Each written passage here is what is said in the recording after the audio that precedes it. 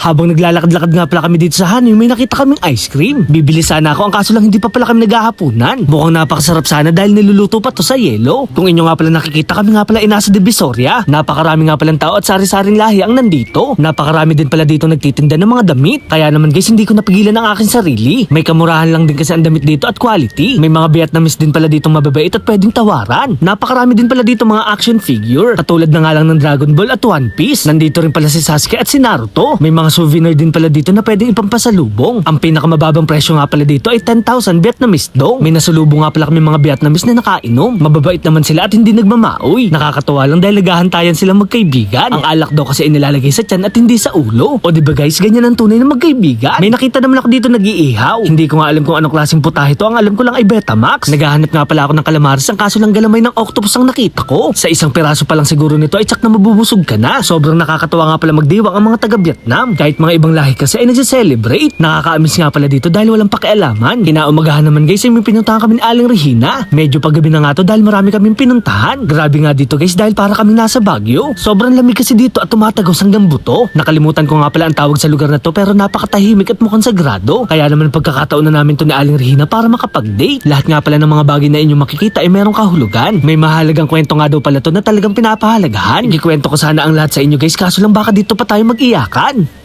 Char. At bilang paggala nga ay nagpaalam na ako ng tahimik at taos puso. Nangalabit naman ako kay Aling Regina. May nakita kasi tayong uri ng isda na kakaiba. Napakahaba nga pala nito na hawigin sa pating. Ang kaso nga lang guys, kakaiba ang bibig nito na para bang koneho. Habang pauwi naman hindi na namin makita ang daan. Sobrang dilim na kasi dito at napakakapal ng hamog. Mabuti na nga lang guys, magaling ang driver na nasakyan namin. At dahil gutom na kami, dito nga pala kami kakain sa may sapa. Hindi ko nga alam kung nananaginip ba ako dahil sa movie ko lang to napapanood. Napakasarap talaga makadayo at makarating dito sa ibang bansa. Maihahambing mo kasi ang pamumuhay at kultura nila sa Pilipinas. Hindi man ganun kayaman ang kanilang bansa, bumawi naman sa ganda ng lugar. 10 oras na nga pala ng gabi, may nakita akong mga bata. Sumasayo nga pala sila para kumita ng pera. Nakakalungkot at nakakatuwa lang dahil bata pa lang sila ay marunong na silang dumiskarte. Hindi mo naman sila masisi dahil hindi naman talaga pantay-pantay ang pamumuhay ng tao. At dahil nagugutom na talaga ako, maghanap na kami ng makakainan. At dahil tayo nga pala ay Pilipino, gusto ko yung mura at masarap. Uy, sarap ano yun. Bangin. At dahil malamig nga pala dito, gusto ko yung maanghang. Samahan mo pa na napakainit na sabaw. Kaya naman guys, first bite, napakasarap! Ay inam! Umorder din pala ako ng buko na merong manok. Pasensya na nga pala kayo sa vlog ko ngayong araw dahil hindi na gaano maintindihan. Hindi ko nga alam kung gutom lang ba ako o gusto ko lang ma-enjoy ang lugar. Kaya naman food trip lang kami ni Aling Regina. May nakilala rin pala akong kaibigan na hindi ko malilimutan. Okay. Ako ay Baba. mabahu. Ako ay mabahu. Amo kay babaho.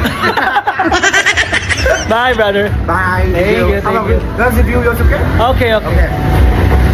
Bye. Welcome back, yeah. Yes.